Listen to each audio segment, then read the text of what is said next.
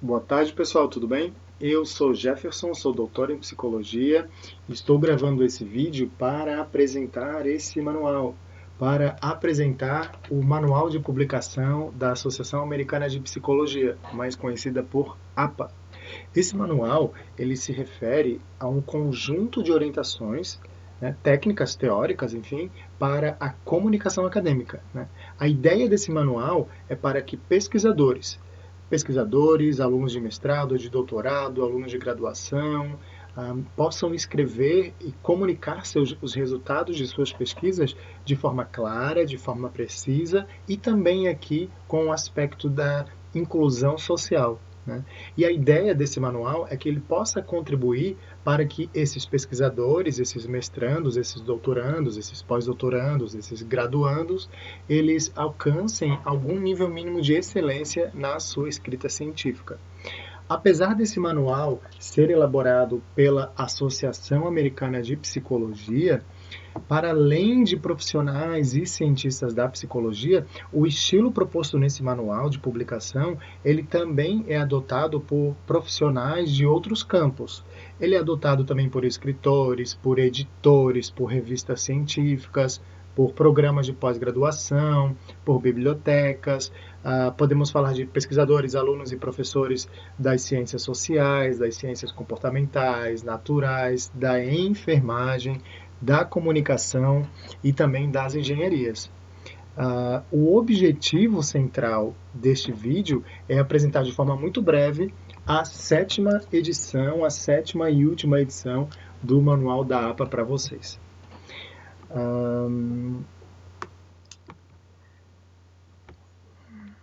Bem, quando surgiu exatamente o manual da APA, né? A primeira versão dele surgiu em 1929 e essa primeira versão ela não era um manual, ela não era um livro. Ela se tratava, na verdade, de um documento de aproximadamente 7 páginas, e esse documento ele foi publicado num periódico americano chamado Psychological Bulletin, né? E esse documento ele trazia assim uma versão primitiva do que é o manual hoje, né? Mas um documento com padrões e procedimentos a serem adotados por pesquisadores, caso eles tivessem dúvidas relacionadas à produção textual científica.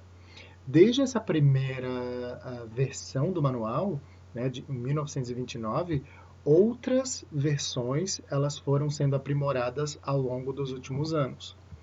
Como a gente pode ver, já pulando da primeira para a terceira versão, na primeira e na segunda versão do manual nós tínhamos textos. Já na terceira versão do manual, nós já temos o primeiro formato de manual em si. Isso ocorreu, a publicação do terceiro manual se deu em 1983, né? 11 anos depois, nós tivemos então a melhora, nós tivemos o aprimoramento das instruções do terceiro manual e nós tivemos a publicação da quarta edição. Em 2001, nós tivemos aprimoramento de técnicas, aprimoramento da escrita científica, e nós tivemos então em 2001 a publicação da quinta edição. A penúltima edição, ela era chamada a APA 6, né? A sexta edição da APA, e ela havia sido publicada em 2010. Até o ano passado, ela era a mais utilizada, não só no Brasil, mas como também ao redor do mundo. Agora nós estamos diante da sétima edição. Ela teoricamente foi publicada no final de 2019, mas a referência do manual que eu tenho ele traz como sendo 2020, então ela é bastante atual. E aqui nós temos assim o que há de melhor em termos de todas as outras edições, em termos de aprimoramento, em termos de como escrever melhor um artigo científico, como escrever melhor uma tese, uma dissertação, um trabalho de conclusão de curso. E o manual de publicação da APA, especialmente na sua sétima e última edição, ele pode ser adquirido através da internet, né? E no Brasil, nem todos os programas de pós-graduação ou todos os campos de pesquisa, eles vão exigir que seu trabalho esteja de acordo com a APA, né? Então é importante que você verifique muito bem quando for elaborar a sua tese, a sua dissertação, o seu artigo, o seu TCC, se a revista para a qual você pretende submeter, ou se o programa no qual você está elaborando o seu projeto de pesquisa, ele trabalha com as referências ou com o estilo de formatação da APA, ou se ele trabalha com a Associação Brasileira de Normas Técnicas, e existem outras também, né? A Vancouver e por aí vai. Mas aqui nesse vídeo eu vou mostrar para vocês, então, alguns aspectos da sétima e última edição do Manual de Estilo da APA. Bem, o que tem de novidade aqui, né, de forma geral, o que tem de novidade na sétima edição do manual? Primeiro, a, o título, né? O título do seu trabalho, ele precisa aparecer você precisa dar 3, 4 enter, né? Lá no Word ou em outro processador de texto, e o seu título deve ficar centralizado e em negrito. Além disso, na primeira página, seja na primeira página do seu artigo, do seu TCC, enfim, da sua tese, da sua dissertação, você precisa também colocar a afiliação do autor, né? Então, eventualmente, quando a gente faz um artigo e submete em alguma revista científica, a gente faz um artigo em parcerias com pessoas, com pesquisadores de diferentes universidades, instituições. Então, na sétima edição, ele traz um detalhamento de como exatamente separar essas pessoas, né, que são de diferentes instituições e como colocar isso no seu artigo. Nós vamos utilizar ali um recurso do Word e nós vamos separar essas instituições por vírgula. Daqui a pouco eu mostro para vocês um exemplo de como isso vai ficar. Além disso, temos ali um cabeçalho, um running head. E aí, tecnicamente, o que aparece nesse running head seria o título abreviado do seu trabalho. Quando as revistas, quando você publica, submete um artigo para a revista e ela exige que esteja no padrão da APA, ela vai lhe pedir um título do seu artigo e um título abreviado. Geralmente o título abreviado que vai ali para esse cabeçalho, para esse running head. Na sétima edição, o que não precisa em relação à sexta? Na sexta edição, você precisava colocar running head, 2 pontos e o título abreviado. Agora você não precisa mais escrever running head, você pode colocar direto o título abreviado. Também, uma outra diferença na sétima edição é a lista de referências, né? As referências bibliográficas que vão lá no final do documento. Você vai chamar só de referências, né? E ela deve estar em negrito. Além disso, no que se refere à fonte, né?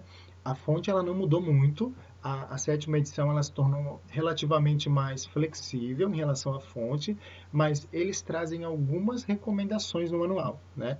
Então, as recomendações são utilizar a Calibre de tamanho 11, a Arial de tamanho 11, a Lucida Sans Unicode tamanho 10, a Times New Roman tamanho 12. Eu diria que a Times New Roman 12, né, é a mais frequentemente utilizada, e também tem a Georgia de tamanho 11. Então aqui nós temos algumas recomendações.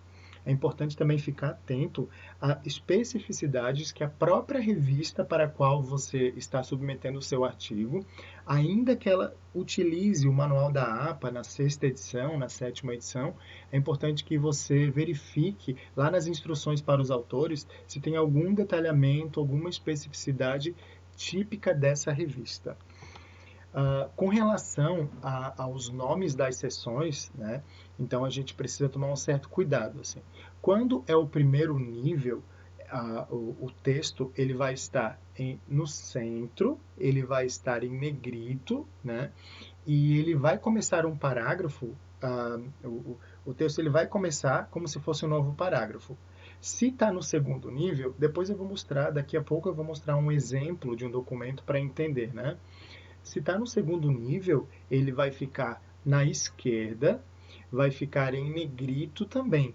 E o texto ele vai começar como o parágrafo, ele vai começar você dando um tab. Se está no terceiro nível, Observem que ele se mantém na esquerda, ele se mantém tanto itálico como em negrito, né? E também vai começar com um tab. Daqui a pouco eu volto a mostrar um pouquinho disso aqui na prática. No que se refere à citação, até lá na APA, na sexta edição da APA, o que nós tínhamos é, se a lista de autores de um determinado artigo que você está referenciando, citando, mencionando no seu documento, se tivesse 4 autores, né, 3 ou 4 autores, você precisaria, na primeira vez que eles aparecem no artigo, você precisaria colocar todos os 4 autores, 3 ou 4 autores, né?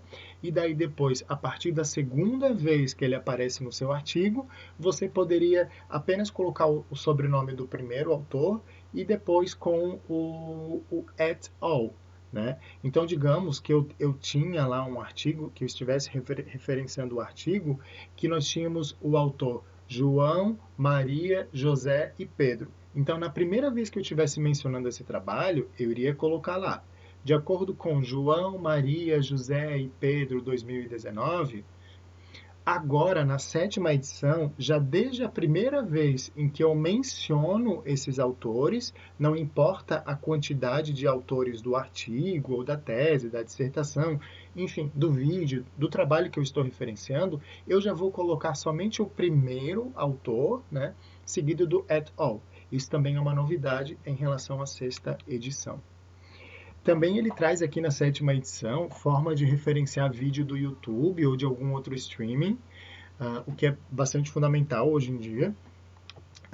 E nós temos também, pessoal, uma outra novidade da sétima edição. Lá no 5º capítulo do manual, ele traz aqui certas instruções para uma linguagem não tendenciosa, né? Então ele fala para ter um pouco de cuidado, né? Ele diferencia, por exemplo, sexo e gênero, né? E ele encoraja o uso explícito da informação cisgênero ou transgênero quando você estiver descrevendo a sua amostra, né? Ao invés de você assumir que os participantes sejam cisgênero. Né? Então, só colocar, por exemplo, participaram 170 mulheres e 30 homens. Né? Ou seja, eu estou assumindo que eles são cisgêneros, né? Mas, na verdade, você precisa deixar essa informação de forma explícita. Né? Então, participaram 170 mulheres e 30 homens, vírgula, todos cisgênero, e por aí vai, né? Também eles lembram, eles enfatizam da importância de a gente cuidar com certos adjetivos que eles acabam rotulando as pessoas, né? Aqui é a parte até da inclusão, né? Veja, por exemplo, pesquisas que envolvem pessoas idosas, né? Então, além de apresentar, eles sugerem que você apresente média e mediana, né, das idades, né? Mas eles também recomendam não trazer certos termos, né, que a gente usava muito. Por exemplo, pessoas mais velhas, né? Mas sim apresentar a faixa das idades. Ou então utilizar rótulos menos problemáticos, digamos assim, né? Então, pessoas com 65 anos ou mais, né? Ou no caso do Brasil, né? Pessoas com 65 anos ou mais são idosas, são consideradas pessoas idosas em países desenvolvidos. Em países não desenvolvidos, seria pessoas com 60 anos ou mais, ao invés de utilizar pessoas mais velhas, pessoas idosos, né? Então, preferir o termo pessoas idosas ao termo idosa. Né? Bem, vamos ver um exemplo de como que ficaria essas instruções que eu passei para vocês, né? Vamos ver como é que ficaria um exemplo dessas instruções em um documento do Word. Aqui na minha tela eu tenho um documento do Word, né? Eu tenho aqui o esqueleto de um artigo. Isso no próprio manual da APA, aliás, no próprio site do novo manual da APA, eles permitem que você baixe esse esqueleto aqui, esse formato de artigo, né?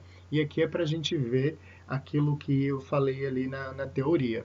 Veja, aqui nós temos, como vocês podem ver, a primeira do lado esquerdo, nós temos a primeira folha, a primeira folha do seu artigo, da sua tese, da sua dissertação, do seu TCC, e na segunda nós já temos o abstract, que seria o resumo, né? Veja, vamos ver na primeira página. Na primeira página, nós temos aqui em cima, no cabeçalho, o running head, que eu havia falado para vocês, né? Então, observem que nós temos aqui já o título abreviado do trabalho e também a numeração da página já na primeira página, certo? E esse running head, ele vai repetir para todas as páginas, né? Porque ele está lá no cabeçalho. Ainda na primeira página, nós temos o título do artigo. Ó. Aqui não é o título abreviado, é o título do artigo. Observem que tem algumas questões aqui. Ó. 1, 2, acompanhem o cursor. 1, 2, 3. 3 enters, né? Apertou 3 vezes a tecla Enter para colocar o título do artigo. Todo esse texto ele está em calibre 11, o formato, e observem que o título do artigo, o título da tese, da dissertação, ele aparece como negrito e centralizado. E logo abaixo nós temos dois autores, nós temos desse trabalho, a Cláudia Stene e o James Arruda. Observem que a Cláudia, eu vou maximizar aqui um pouquinho, a Cláudia, ela é de uma instituição e o James é de outra, né? Então, como é que a gente faz para colocar aqui dois autores que são de instituições diferentes, né? Aqui, a gente vai dar um clique duplo no Arruda e a gente vai clicar aqui no Word, ó, em sobrescrito, né? E aí ele vai fazer como se fosse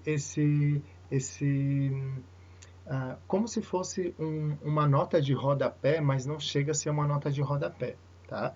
Você vai clicar no autor, no caso, você vai clicar no primeiro autor, vai clicar aqui, ó, no guia da fonte, em sobrescrito, e aí você vai colocar as informações desse autor. E o mesmo aqui para o segundo, né? Certo, então aqui nós temos dois autores desse artigo que são de instituições diferentes. Também nessa primeira página, nós temos aqui embaixo a nota dos autores, né? Falando sobre onde trabalha esse autor, né? Colocando o endereço, quem é o autor de correspondência. Então, aqui nós temos o endereço da pesquisadora, que no caso é a Cláudia, geralmente é o primeiro autor, é a Cláudia, onde ela trabalha, qual é a universidade, né? Enfim, o endereço, o e-mail dela e por aí vai. Então, aqui nós temos uma nota do autor, né?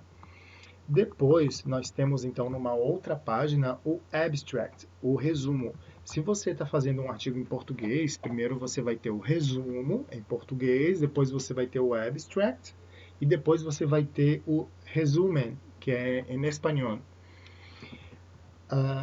O abstract, observem que aqui o alinhamento dele é todo à esquerda, né? E observem que não está justificado.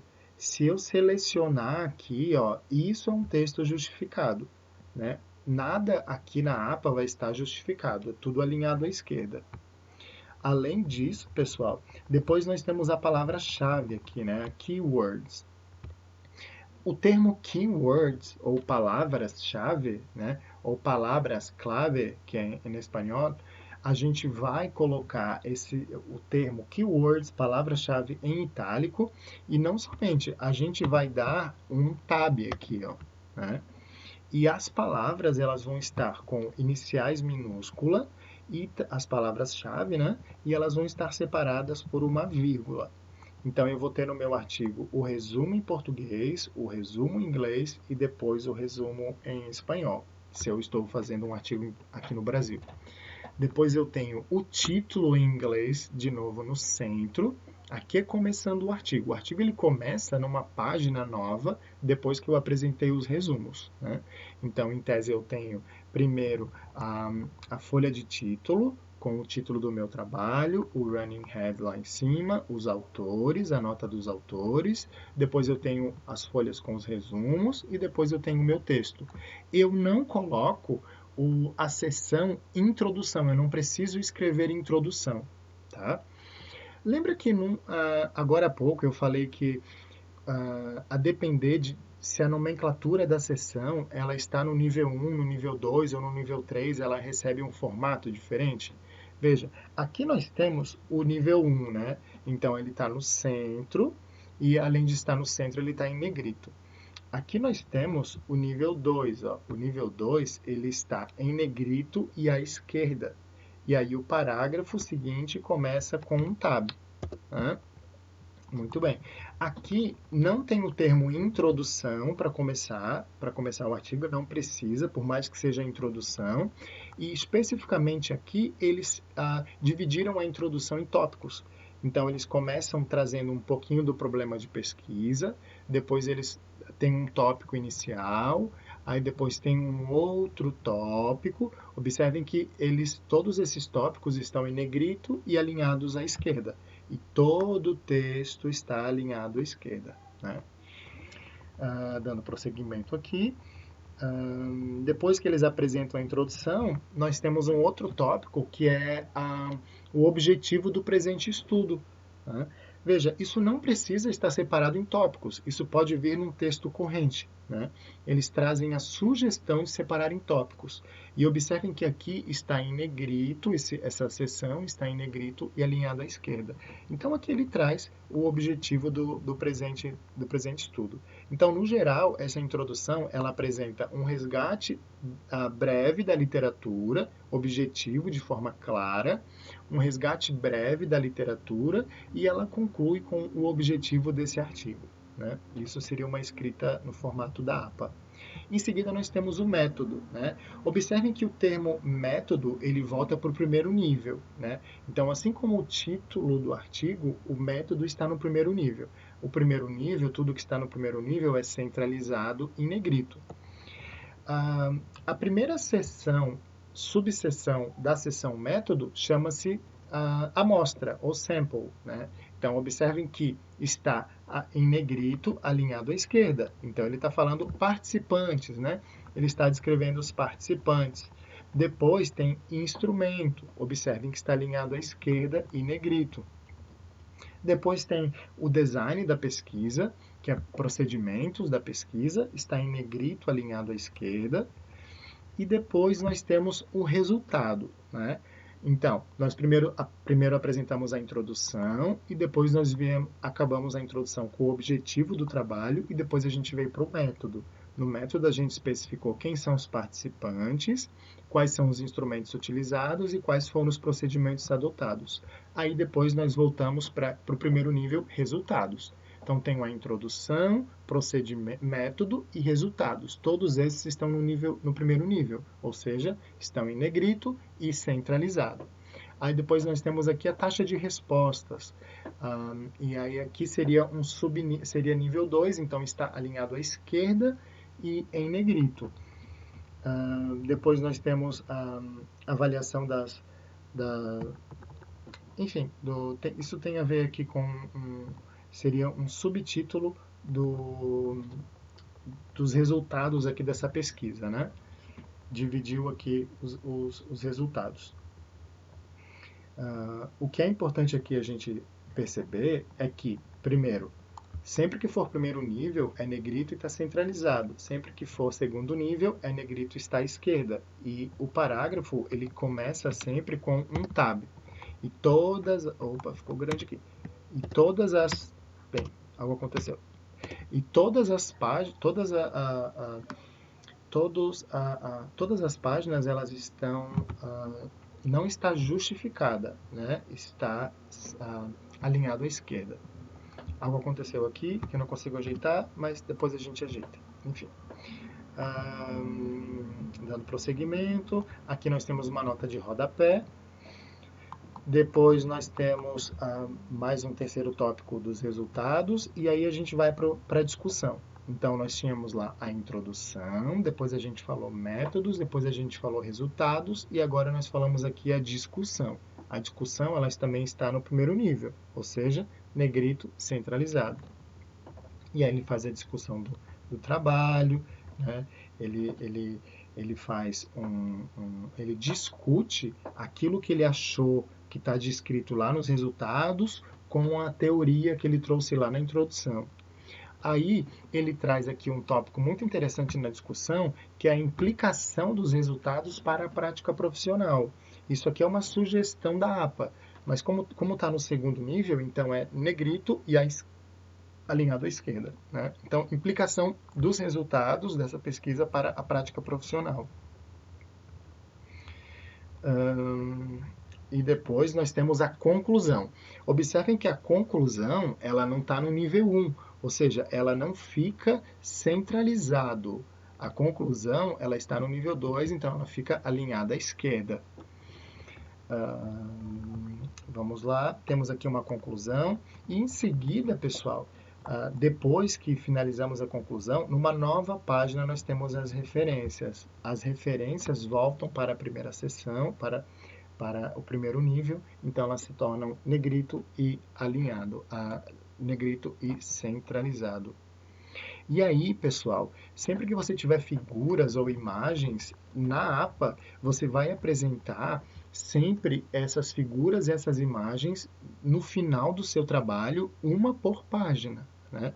Então, por exemplo, nesse artigo tem uma tabela, então nós temos aqui, ó, na página 18, uma tabela, depois as referências, uma tabela e depois na página 19 uma figura, né? A gente, lá no texto, a gente menciona, né, de acordo com a figura 1, de acordo com a tabela 1, mas a gente só apresenta esses documentos, quando vai submeter na revista, só apresenta essas especificidades, a tabela, a figura no final do documento. Também é importante aqui a gente verificar que na APA não existe quadros, é tabela em figura, né? Então, ou é uma tabela ou é uma figura. E observem que uma característica das tabelas na versão APA, né, é que elas não têm linha na vertical, elas só têm linhas na horizontal, ok? E elas costumam ter uma nota, né? E elas têm o título em negrito e na linha de baixo o título da tabela, propriamente dizendo, em itálico. A mesma coisa acontece com a figura. O título, figura 1, figura 2 é em negrito, mas o título dela aparece na linha de baixo em itálico. Bem, pessoal, esse era o vídeo em que eu queria ter mostrado para vocês aí algumas características do Manual da APA da 7ª edição. Eu espero que vocês possam ter aproveitado de alguma forma esse vídeo. Vocês podem adquirir o Manual da APA na internet, né? Você pode falar verificar na biblioteca da sua universidade, do seu programa de pós-graduação, se há disponibilidade do manual. E qualquer dúvida também você pode me perguntar aqui no canal. Valeu, pessoal!